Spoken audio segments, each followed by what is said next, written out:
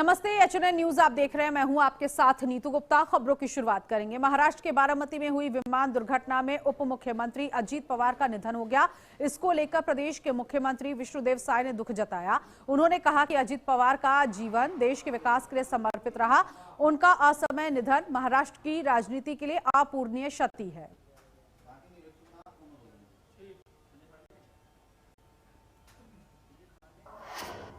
छत्तीसगढ़ के deputy CM Arun Sao ने महाराष्ट्र के वरिष्ठ नेता अजीत पवार के निधन पर गहरा दुख जताया। उन्होंने कहा कि अजीत पवार एक कर्मठ और प्रभावशाली नेता थे और महाराष्ट्र और देश की राजनीति के लिए उनका जाना अपूरणीय क्षति है। अरुण साव ने इसे हृदय विदारक घटना बताते हुए दिवंगत आत्मा की शांति की कामना की। महाराष्ट्र के कद्दावर नेता, एक कर्मठ और मेहनती राजनेता, अनेक बार सांसद विधायक रहे और राज्य के अभी उप मुख्यमंत्री की जिम्मेदारी निभा रहे थे।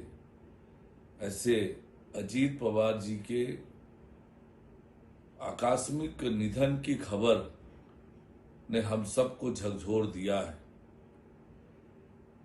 अजीत पवार जी का निधन न केवल महाराष्ट्र के लिए वरन देश के राजनीति के लिए अपूरणीय क्षति है। ये घटना अत्यंत प्रदेश के उप मुख्यमंत्री विजय शर्मा ने अजीत पवार के निधन पर दुख व्यक्त किया। उन्होंने कहा कि अजीत पवार महाराष्ट्र जैसे बड़े राज्य के कद्दावर नेता और अलग अलग राज्यों के बीच समन्वय स्थापित करने वाले बड़े नाम थे। मैंने टीवी में देखा है और मीडिया में पढ़ा है कि अजीत पवार जी नहीं रहे। एक प्लेन क्रैश हुआ है जिसमें उनके साथ 5 लोग और थे।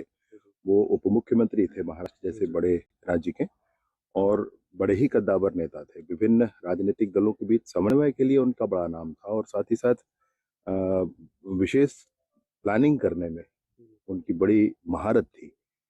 मैं ईश्वर से प्रार्थना करता हूं कि उनको अपने श्री चरणों में स्थान दें और परिवार को संबल प्रदान करें इस बड़े दुख को सहने। पूर्व उप मुख्यमंत्री टीएस सिंहदेव ने अजीत पवार के निधन पर गहरा दुख जताया। उन्होंने कहा कि अजीत पवार को वायु दुर्घटना में अपना जीवन गंवाना पड़ा। सिंहदेव ने उनके परिवार के प्रति संवेदना व्यक्त करते हुए प्रार्थना की कि उन्हें इस दुख की घड़ी में संबल और शक्ति मिले। माननीय स्वर्गीय अजीत पवार जी के निधन की सूचना हुई और आकस्मिक ये वायु दुर्घटना में इस हादसे में उनको भी जान गंवाना पड़ा। हम सब की ओर से गहरी संवेदना व्यक्त करते हैं और विश्वास करते हैं कि उनके परिजनों को वैश्विक शक्तियां संबल दें। इस बहुत बड़े दुख की घड़ी में हम सब की श्रद्धांजलि अर्पित है।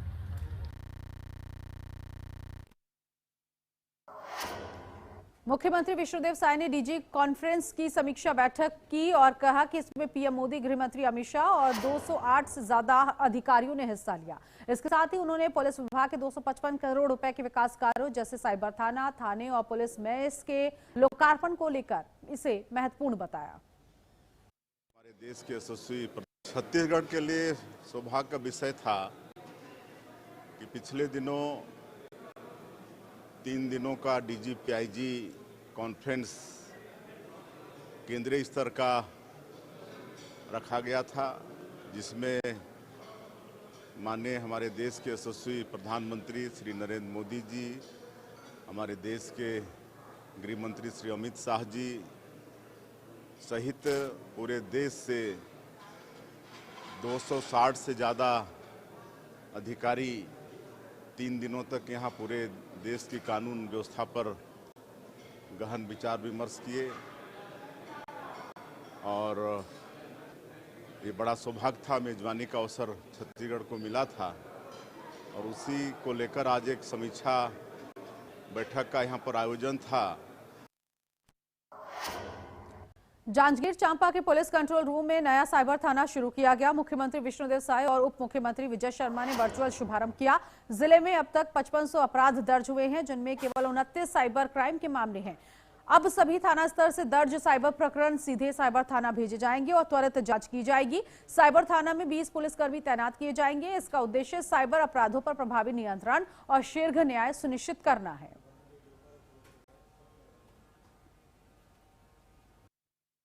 माननीय मुख्यमंत्री छत्तीसगढ़ शासन श्री विष्णुदेव साय जी और माननीय उप मुख्यमंत्री एवं गृह मंत्री छत्तीसगढ़ शासन श्री विजय शर्मा जी द्वारा वर्चुअल किया गया। हम सभी कलेक्टर साहब और मीडिया के सभी लोग यहाँ उपस्थित थे और यहाँ साइबर थाना जो कि पुलिस कंट्रोल रूम के ऊपर की बिल्डिंग में हमने तैयार किया है।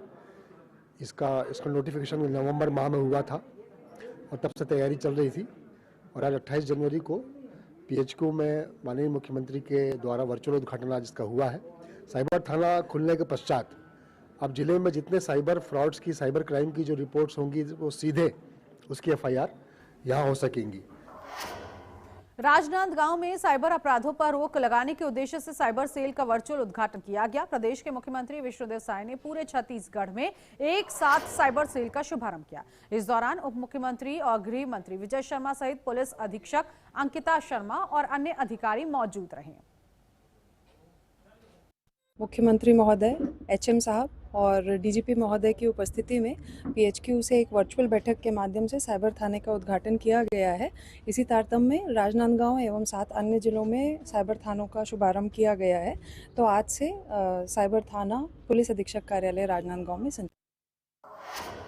जशपुर में भी मुख्यमंत्री विष्णुदेव साय ने रायपुर से साइबर थाना जशपुर का वर्चुअल उद्घाटन किया। इस अवसर पर उप मुख्यमंत्री और गृह मंत्री विजय शर्मा, पुलिस महानिदेशक अरुण देव गौतम और मुख्य सचिव विकासशील भी वर्चुअली शामिल रहे। ये सरगुजा संभाग का दूसरा साइबर थाना है जिससे साइबर अपराधों की जांच में तेजी आएगी और पीड़ितों को त्वरित न्याय मिल सकेगा।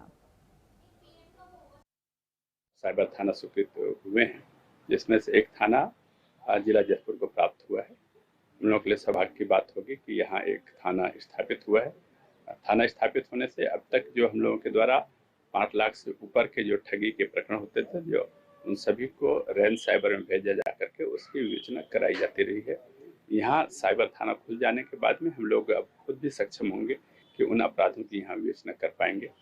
साइबर थाना खुलने से इसके लिए अतिरिक्त संसाधनों की हम लोगों की आवश्यकता होगी, जल्दी पुलिस हेडक्वार्टर के द्वारा पूर्ति कर दी जाएगी। तो हम लोग अपने आप में उसके में साइबर इन्वेस्टिगेशन के लिए सक्षम होंगे। यहाँ के लिए बल जो हम लोगों को पदस्थ किया जाना था उनके द्वारा हम लोग द्वारा। प्रदेश के उप मुख्यमंत्री अरुण साव ने केंद्रीय मंत्री नितिन गडकरी से मुलाकात की। इस दौरान अरुण साव ने छत्तीसगढ़ की महत्वपूर्ण सड़क परियोजनाओं को मंजूरी देने का अनुरोध किया। उन्होंने बिलासपुर में यातायात दबाव कम करने के लिए 32 किलोमीटर लंबे 4 लेन बाईपास निर्माण की मांग की। इसके अलावा मुंबई नागपुर समृद्धि मार्ग के विस्तार और राष्ट्रीय राजमार्गों के उन्नयन का प्रस्ताव रखा गया।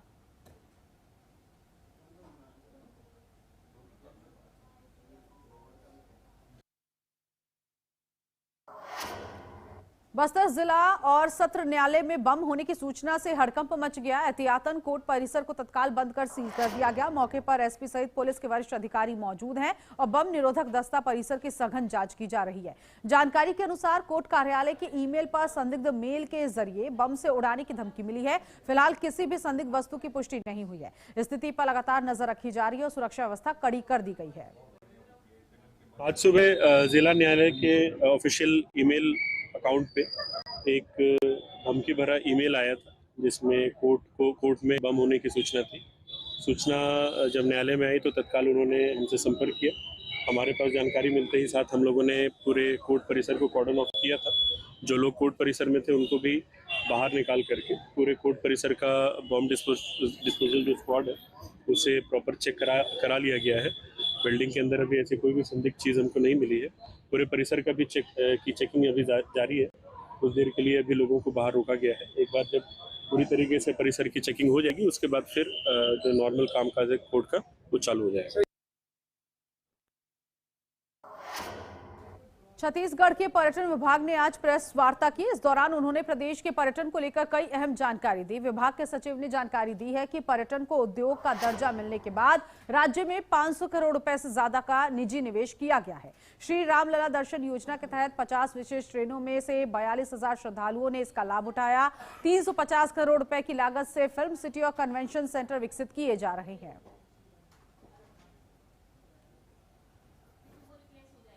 आप लोगों से एक बार बैठकर चर्चा करी जाए, हम लोग क्या कर रहे हैं, शासन क्या कर रहा है, इसके बारे में आपको विस्तार से बताया जाए।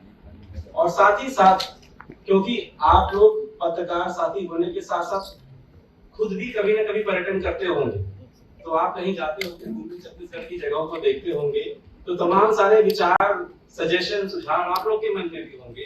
तो उसको भी हम लोग जाने सुने कि यदि आप आम जनता के तौर पर कहीं स्थलों में घूमने जाते हैं तो आपको छत्तीसगढ़ के पर्यटन के बारे में कैसा लगता है, इन सब सुझावों को आपसे प्राप्त करें और इनफॉर्मल बातचीत करें, गपशप करें, चाय पिए, खाना खाएं साथ में। तो ये उसी कड़ी में एक आगे की हमारी। और यहाँ रुकेंगे एक छोटे से ब्रेक के लिए, फौरन हाजिर होंगे कुछ और खबरों के साथ।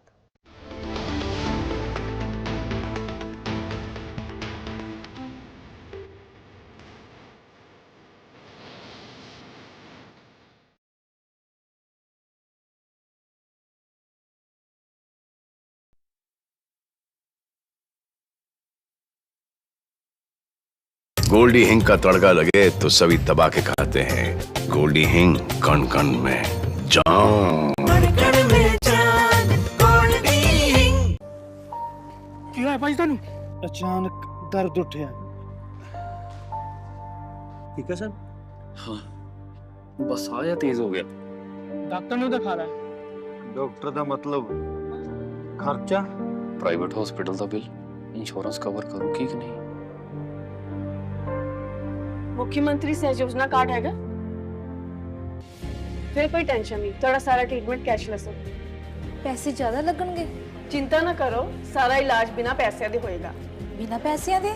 जी हाँ, पंजाब सरकार पहली स्टेट सरकार बनी है जो ये सुविधा दे रही है। हरेक नागरिक जिहड़ा है वो मुख्यमंत्री सेहत कार्ड जो बन गया तो 10 लाख रुपये का मुफ्त ते कैशलैस जिहड़ा इलाज कराउण दे काबिल भी होगा, एलिजिबल भी होगा। पंजाब सरकार लेकर आई है दुनिया की पहली सेहत योजना। अब पैसे के कारण पंजाब का कोई भी नागरिक बढ़िया इलाज से वंचित नहीं रहेगा। सेहत का हक सबके लिए। क्या आप जिम जाते हैं, कसरत करते हैं, फिर भी आपकी सेहत नहीं बनती? काजू, बादाम, किशमिश, मेवे, प्रोटीन के डिब्बे खाते हैं फिर भी कुछ असर नहीं होता? तो इसका मतलब है आपका पाचन तंत्र खराब है। और जब तक के पाचन तंत्र दुरुस्त नहीं होगा, आप जितना मर्जी अच्छे से अच्छा खा लो, आपकी सेहत नहीं बन सकती। इसलिए हमारी संस्था सन्यासी आयुर्वेदा ने एक ऐसी दवा का निर्माण किया है जो कि आपके लिवर, आपके पाचन तंत्र को दुरुस्त करने का काम करती है, ताकि आप जो भी खाएं उसका पूरे का पूरा निचोड़ आपके शरीर को लगे, आपकी भूख बढ़े, खाया पिया सही से लगे, नया खून बने, हड्डियों में जान आए, वजन बढ़े और आप मोटे तगड़े खूबसूरत पर्सनैलिटी के मालिक बन जाएं। सिर्फ 655 रुपए की पूरे 1 महीने की दवा होती है और आप इसे घर बैठे 011-45454545 पर फोन करके दवा मंगवा सकते हैं।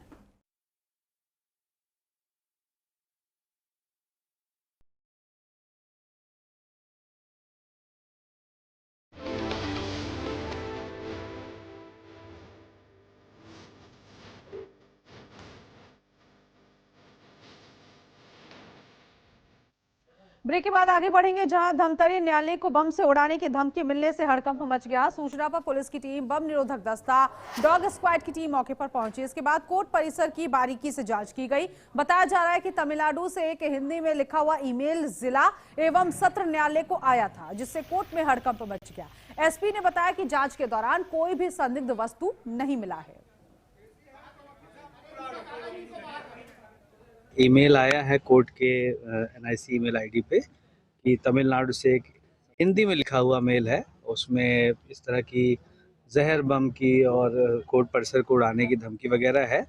प्रथम दृष्टया होक्स प्रतीत हो रहा है, फिर भी एहतियातन जो है बीडीएस, डॉग स्क्वाड वगैरह वहाँ पे भेज करके चेकिंग कराई गई है। अभी तक ऐसा कुछ सूचना में नहीं आया है। इसके अलावा वहाँ सुरक्षा भी बढ़ाई गई है और ऐसी और भी कई जिलों में ये कार्यवाही चल रही है। प्रथम दृष्टया अफवाह। जांजगीर चांपा में जिला न्यायालय को भी बम उड़ाने की धमकी भरा ईमेल मिलने के बाद पुलिस अलर्ट मोड पर है। सूचना मिलते ही पुलिस और बम निरोधक दस्ता मौके पर पहुंचा और कोर्ट परिसर की सघन जांच की गई। जांच के दौरान कोई भी संदिग्ध वस्तु बरामद नहीं हुई है। एहतियातन सुरक्षा बढ़ा दी गई और जिला न्यायालय परिसर में पुलिस बल तैनात कर दिया गया और इस मामले की जांच शुरू कर दी गई। गौरेला पेंड्रा मरवाही में एक दुर्लभ वन्य जीव हनी बैजर दिखाई देने से इलाके में उत्सुकता बढ़ गई। मरवाही रेंज में ग्रामीणों ने अटखेलियां करते हनी बैजर के एक जोड़े को देखा और उसका वीडियो बना लिया। जिले में इस दुर्लभ जीव की मौजूदगी को वन्य जीव संरक्षण की दृष्टि से महत्वपूर्ण माना जा रहा है। सूचना मिलने के बाद वन विभाग की टीम सतर्क हो गई। कवर्धा में चोरों के हौसले बुलंद हैं। यहां देर रात अज्ञात चोरों ने शासकीय हाई स्कूल में घुसकर कार्यालय का ताला तोड़ दिया और कई इलेक्ट्रॉनिक उपकरण चोरी कर लिए। इसके साथ ही महत्वपूर्ण शासकीय दस्तावेज भी गायब कर दिए। घटना की जानकारी मिलने के बाद सुबह स्कूल कर्मचारी जैसे ही मौके पर पहुंचे, हड़कंप मच गया। घटना की जानकारी पुलिस को दी गई। पुलिस मामले की जांच कर रही है। जांजगीर चांपा में एक युवती की खेत में लाश मिलने से हड़कंप मच गया। मामले को लेकर परिवार में आक्रोश है। परिवार शव लेकर सड़क पर प्रदर्शन करता हुआ दिखाई दिया। मुख्य आरोपी सहित उसके सहयोगी की गिरफ्तारी की मांग की गई। बता दें, पुलिस ने हत्या के आरोप में मुख्य आरोपी और सहयोगी को पहले ही गिरफ्तार कर लिया था। बिलासपुर के कोनी थाना क्षेत्र में युवकों के दो गुटों के बीच जमकर मारपीट हुई। सेंट्रल यूनिवर्सिटी के छात्रों और स्थानीय युवकों के बीच विवाद ने हिंसक रूप ले लिया, जिसमें लात, घूंसों और पत्थरों का इस्तेमाल किया गया। घटना का वीडियो सोशल मीडिया पर वायरल हो चुका है। पुलिस ने मामले की जानकारी लेते हुए जांच शुरू कर दी और दोनों पक्षों को शांत कराने का प्रयास किया। बिलासपुर में इंसानियत को शर्मसार कर देने वाला मामला सामने आया। यहां मासूम के साथ हुई हैवानियत ने पूरे शहर को आक्रोश से भर दिया है। घटना की सूचना मिलने के बाद पुलिस एक्शन मोड में आ गई है। पुलिस ने आरोपी को गिरफ्तार कर लिया। मामले की जांच चल रही है। हाँ, सरकंडा थाना क्षेत्र में एक नाबालिग लड़की के साथ दुष्कर्म का मामला आया है। उसमें FIR पंजीबद्ध किया गया है और आरोपी की अरेस्टिंग की गई। मुख्यमंत्री साय का नया रायपुर पुलिस मुख्यालय में भव्य स्वागत हुआ। उन्हें गार्ड ऑफ ऑनर से सम्मानित किया गया। मुख्यमंत्री ने पुलिस मुख्यालय में DG कॉन्फ्रेंस की समीक्षा की और छत्तीसगढ़ में कानून व्यवस्था की गहन समीक्षा की गई। बैठक में गृह मंत्री विजय शर्मा भी मौजूद रहे। मुख्यमंत्री ने गृह विभाग को आवश्यक दिशा निर्देश दिए और राज्य में सुरक्षा और कानून व्यवस्था को मजबूत बनाने पर जोर दिया।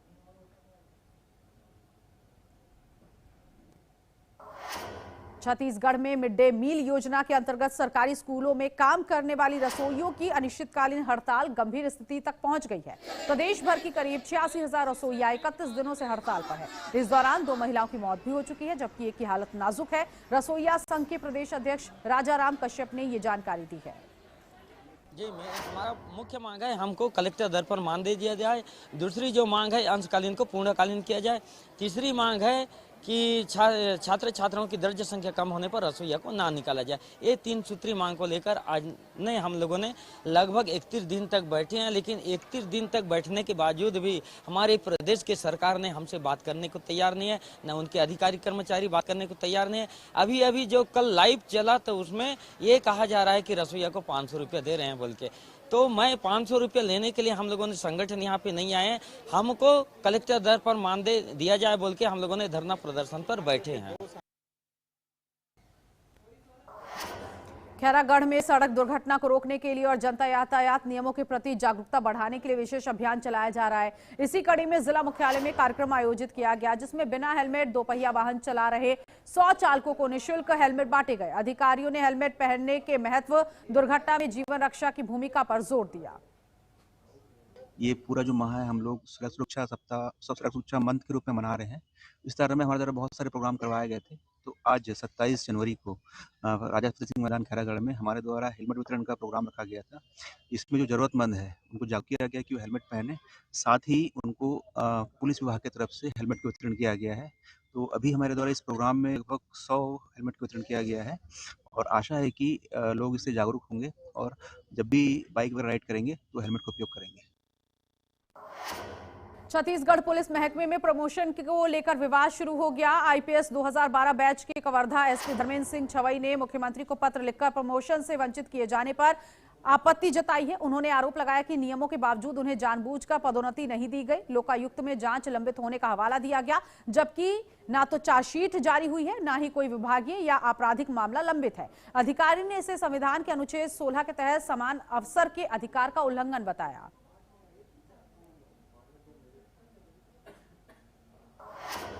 बिलासपुर पुलिस को बड़ी सफलता हाथ लगी है। पुलिस ने कार्रवाई करते हुए शातिर चोरों के गिरोह का खुलासा किया है। मामले में 3 लोगों को गिरफ्तार किया गया। आरोपियों के कब्जे से 5 चोरी की बाइक बरामद हुई है, जिनकी कीमत 3.5 लाख रुपए बताई गई है। एक आरोपी अभी भी फरार है, जिसकी तलाश की जा रही है।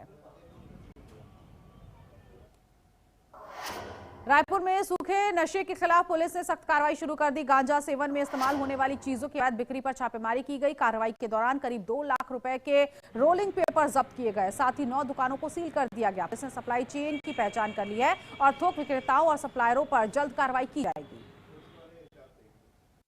जैसे कि आप सभी लोग जानते हैं कि सरकार की प्राथमिकता नशे के ऊपर कठोर कार्रवाई करना, और जब से पुलिस कमिश्नरेट बना है रायपुर, उसके बाद से ही लगातार पिछले दिनों में आप देखे भी होंगे कि प्रभावी कार्रवाई जारी है।